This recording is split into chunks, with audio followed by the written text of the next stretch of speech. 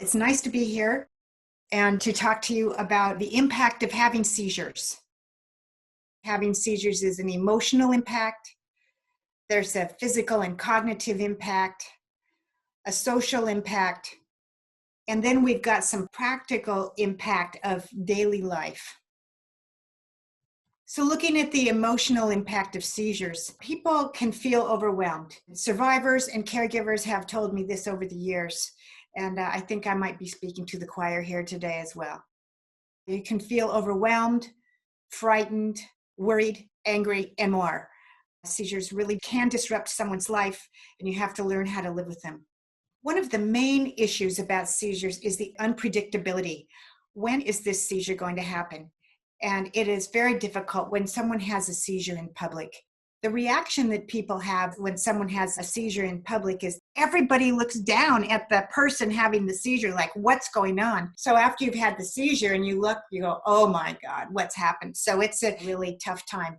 I think that also we think of feeling of losing control of your body, which none of us like to do, and that can happen when you have a seizure. And this all leads to a sense of insecurity. One thing a seizure really has an emotional impact on us is independence. We can lose our ability to drive, sometimes taking care of the kids, taking care of loved ones, or just being part of something that may not be something you can do because of the fear of a seizure. Now, not everybody reacts the same having a seizure, but in every respect, there is a huge psychological impact that causes frustration by the seizures. And this cannot be underestimated, the psychological impact of having seizures.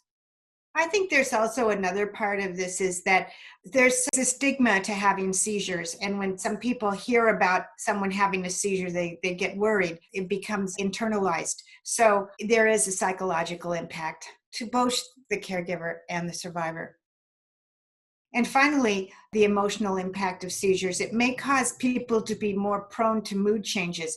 And we know in studies that people can have depression and anxiety. Now, this depression and anxiety may be brought on a little bit by the medications and also by the tumor, the treatment, and everything. So they are more prone to mood changes. Now, the physical and cognitive impact, it may affect sleep. People may feel tired and unrefreshed. And we know that sleep is a very, very important part of managing seizures, but that is one of the areas that both the seizures and the treatment may affect is sleep. Another part is it may decrease the amount of exercise done. There's been studies showing that people who have seizures do less exercise than people who do not have seizures.